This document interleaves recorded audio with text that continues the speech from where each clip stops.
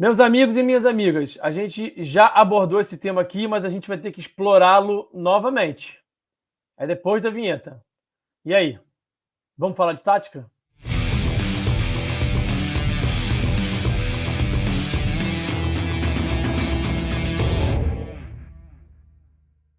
Antes da gente prosseguir para o conteúdo, eu quero fazer aquele pedido de sempre do like. Não se esquece de deixar o like aí no vídeo e também de se inscrever no canal. Rompemos a barreira dos 13 mil inscritos. Estamos agora rumo aos 14, rumo aos 15. Conto com a sua inscrição, conto com o seu like. Também te convido a virar membro do canal por apenas R$5. Você tem muitos benefícios. Quer descobrir que benefícios são esses?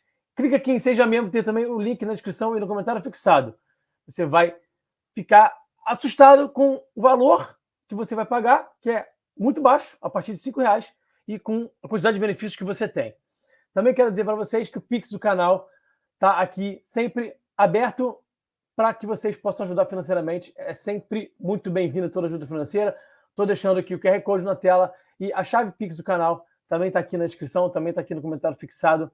Eu agradeço muito a quem puder ajudar financeiramente.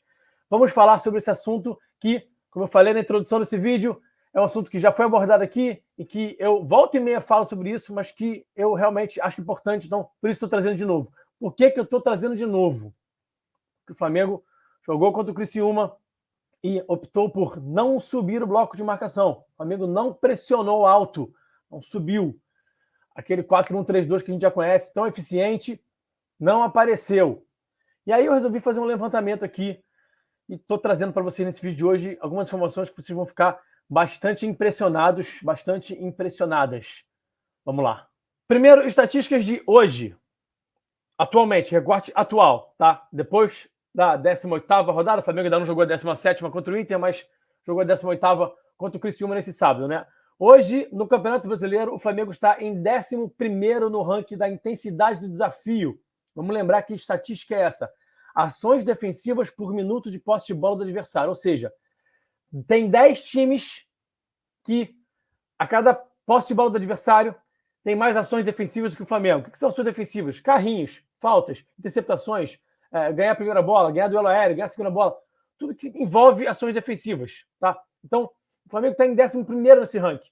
Isso significa o quê? Que o Flamengo não está pressionando muito, não está deixando seus adversários confortáveis quando eles estão com a posse da bola. Olha só essa próxima estatística aqui. 12º no PPDA. Lembrando o que é o PPDA? Passes permitidos ao adversário no seu próprio campo. Ou seja, tem 11 times que estão pressionando mais os adversários no seu próprio campo do que o Flamengo. O Flamengo está na segunda metade da tabela, tanto na intensidade do desafio quanto no PPDA. Isso é um sintoma claro de que o time não está pressionando os seus adversários. A gente vai abordar isso um pouco mais amplamente no final desse vídeo, quando eu for trazer uma conclusão. Eu vou trazer agora informações sobre o bloco alto do Flamengo. E eu fiz um recorte aqui dos jogos que o Flamengo ganhou bem e que subiu o bloco. Flamengo 4, Bolívar 0. Tá vendo o mapinha aí? Onde estão essas bolinhas recuperadas que estão mais clarinhas, mais branquinhas? É o campo do adversário, né? O Flamengo subiu o bloco contra o Bolívar e roubou 20 bolas. Resultado do jogo, 4-0. Flamengo 0, Botafogo 2. 18 bolas recuperadas no campo do adversário. Rafa, você está colocando um jogo que o Flamengo perdeu. Perdeu, mas podia muito bem ter ganho. O líder do campeonato, o tão falado Botafogo, está todo mundo elogiando tanto, foi sim, amassado pelo Flamengo durante 30, 35 minutos, mais ou menos. O Flamengo subiu o bloco, não deixou o Botafogo respirar em campo e o jogo vira exatamente quando o Botafogo começa a esticar a bola, começa a bater tiro de meta longo, forçar o Flamengo a disputar a primeira e segunda bola. O Botafogo começa a ganhar essas primeiras e segundas bolas e o jogo muda. Até então, o Flamengo tinha tido chances, estava finalizando. Infelizmente, naquela tarde, o Luiz Araújo estava numa jornada muito infeliz. O jogo passava muito por ele, pelo lado esquerdo defensivo do Botafogo. O Flamengo roubava a bola, esticava a bola ali no Luiz Araújo e ele estava com dificuldade aquele dia, errando finalização, errando passe, errando tomar decisão. O time, de uma forma geral, mas principalmente o Luiz, mas o time também concluindo mal jogadas. Era para o Flamengo ter feito pelo menos um gol naquele recorte e aí seria outro jogo. Então eu estou colocando sim uma derrota, acho que poderia ter sido muito, muito bem uma vitória, ou pelo menos um jogo que o Flamengo tivesse uma outra situação ao final, porque sim, o Flamengo subiu o bloco e por conta desse bloco alto, esmagou o líder do campeonato, tão falado aí, o Botafogo. Vamos para a sequência, Flamengo 2, Corinthians 0. São só 11 bolas recuperadas no campo do adversário. Mas porque também o Flamengo recupera muitas bolas, faz o seu gol e depois dá uma segurada, não mantém o ritmo tão forte de bolas recuperadas no campo do adversário. O Corinthians também começa a esticar a bola, começa a bater esteira de metro longo, começa a jogar com bola longa. O Flamengo não tem mais tanta possibilidade de subir o bloco, ainda consegue recuperar umas bolas em pressão pós-perda, mas com o bloco alto fica um pouquinho mais difícil. Então, o Flamengo joga bem, o Flamengo não sofre gols, não tem tantas bolas recuperadas assim, mas recupera sim algumas bolas e consegue sim empurrar o Corinthians para trás através do seu bloco alto, e isso ajuda muito para que o time ganhe o jogo, seja dominante, tenha uma boa atuação, saia com a vitória e não sofra gols. Próxima partida, 1-0 no Fluminense. 22 bolas recuperadas no campo do adversário. O Flamengo amassou o Fluminense nesse jogo, amassou, perdeu um caminhão de gols. Foi 1-0, podia ter sido 2, 3, 4 talvez. Então, mais um jogo que o Flamengo subiu o bloco, pressionou o adversário, não deixou o adversário respirar, roubou bolas, foi dominante, ganhou o jogo, saiu de campo com a vitória e sem sofrer gols. Vamos para mais um jogo aqui? Flamengo 3, Milionários 0. 25 bolas recuperadas no campo do adversário. O Milionários não viu a cor da bola. Vocês estão vendo aí uma pinha de bolas roubadas? Tem 10 ali no corredor lateral esquerdo, 7 no corredor central, 6 no corredor lateral direito. Tem mais 2 bolas ali recuperadas em zonas mais avançadas do campo. O Milionários não viu bola. 3-0. Porque o Flamengo subiu o bloco e foi dominante. Vamos para mais um? Flamengo 2, São Paulo 1. Olha aí na tela. 18 bolas recuperadas no campo do adversário. Atuação segura do Flamengo. Dominou o jogo até a reta final e que o São Paulo consegue o gol, muito porque o Alan estava ali com um problema físico, acabou ficando em campo, não consegue pressionar o cruzamento. Tem uma bola do lado oposto, o Flamengo sofre um gol, mas e acaba até que no finalzinho, fica um pouco ali aquela situação, será que o Flamengo vai tomar outro gol, vai tomar um empate? Mas a verdade é que o time fez uma atuação muito segura, fez uma ótima partida a partir de 18 bolas recuperadas no campo do adversário, a partir do contexto de um time que subiu o bloco e não deixou o seu adversário respirar. Vamos falar agora de Flamengo 6, Vasco 1. Está escrito aí Flamengo 6, São Paulo 1. Peço desculpas aí a vocês pelo erro, mas é Flamengo 6, Vasco 1. 11 bolas recuperadas no campo do adversário. O Flamengo sofre um gol, sobe o bloco, aperta o adversário, faz 1, 2, 3 gols. E aí? Por que o Flamengo não rouba mais bolas? Por que o número não é de 18, de 22, de 25? Porque o Vasco tem um jogador a menos, né? Tem um jogador expulso, fica com um jogador a menos.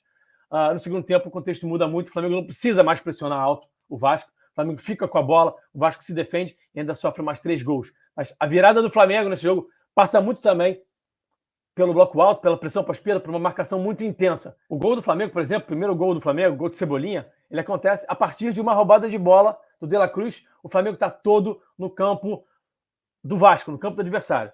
Vamos fazer um resumão desses 7 jogos aqui? 7 jogos, 6 vitórias, 1 derrota, que como eu falei, poderia muito bem não ter sido uma derrota. 18 gols marcados, 4 gols sofridos, 4 jogos sem sofrer gols. O Flamengo que vem sofrendo gol todo jogo, quando sobe o bloco, dificilmente sofre gol. Vamos lembrar aqui agora do Campeonato Carioca. O Flamengo foi campeão carioca invicto sem sofrer gols. O time principal não sofreu gol. Quem sofreu gol foi o time reserva, o time de garotos comandados ainda pelo Mário Jorge. O time principal comandado pelo Tite não sofreu nenhum gol. O time roubou 235 bolas no campo do adversário. O segundo time que mais roubou bolas no campo do adversário foi o Botafogo com 155. Olha a diferença abissal. O Flamengo apostou muito nesse bloco alto do Campeonato Carioca, não só contra os times pequenos, não só contra adversários mais fracos. O Flamengo pressionou muito o Fluminense, o Vasco, o Botafogo. Saiu sem perder, saiu sem sofrer gol de nenhum desses jogos e foi o campeão, amassando todo mundo. Então, o que eu quero trazer como conclusão desse vídeo e o que eu quero propor como debate, né? É óbvio que não dá para marcar alto todo jogo. Né? Tem contextos e contextos. Tem partida que não dá. Por exemplo, o Flamengo e o Atlético Goianiense lá em Goiânia, naquele areal, aquele calor que estava fazendo. Enfim, altitude contra Bolívar, Milionários, não dá também. O Flamengo, durante a Copa América, abriu mão de subir o bloco, até jogando em casa algumas vezes, por conta do desgaste, do elenco muito desfalcado, da pouca capacidade que tinha para repor peças, por conta daquele contexto todo de um elenco mutilado, de uma equipe titular muito, muito, muito desfalcada. Então, o Tite abre mão, em muitos momentos ali daqueles jogos da Copa América, de subir o bloco. E ali, eu até falei aqui no canal, falei, olha, faz parte. Ele está fazendo o que ele pode fazer, está se adaptando com o que ele tem em mãos.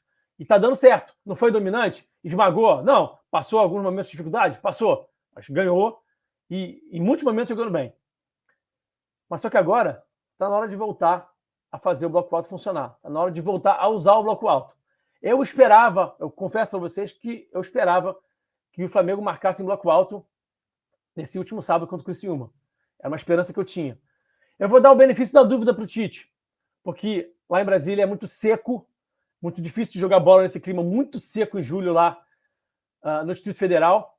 Um gramado muito ruim. Então a gente ainda vai relevar, mas eu estou de olho. Por que eu estou de olho? Porque está muito claro que existe uma relação direta entre um Flamengo dominante, que ganha os jogos sendo um time que vence, convence, não sofre gols, não passa aperto quando opta por subir o bloco. Por quê? Porque o bloco alto do Flamengo é muito bem estruturado, é muito bem organizado. Então, ainda vou levar em conta também que os jogadores estão voltando de data FIFA, não deu tempo de voltar a trabalhar isso, embora eu ache que isso já está bem trabalhado. Isso está sendo feito desde o início do ano, desde a partida 1 do ano. Eu destaquei isso na primeira análise para o jogo que eu fiz aqui, jogo contra o Dax. Mostrei até a estrutura, como é que era, 4-1-3-2, expliquei tudo. Está sendo feito desde então. Então, os jogadores, eles sabem como fazer, mas tudo bem. Vamos levar em consideração que eles ficaram muito tempo fora, tem que retomar e reensaiar tudo isso aí, e não deu tempo. Os jogadores do Uruguai voltaram terça-feira, só teve tempo de treinar quarta e quinta-feira. Ok. Agora, a partir de agora, é muito importante que Tite e sua comissão técnica botem o time do Flamengo para voltar a marcar em bloco alto, se eles não quiserem que o time continue passando aperto, sofrendo, saindo atrás das partidas. Muito desse sair atrás das partidas tem a ver com deixar o adversário confortável, deixar o adversário progredir no campo de jogo, começa a ter volume de jogo, começa, como a gente fala na linguagem, né, gostar do jogo, e aí, quando vê, está 1-0 para o adversário.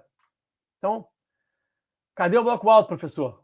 Queremos o bloco alto de volta, beleza? Até o próximo vídeo, um abração e eu fui. Valeu!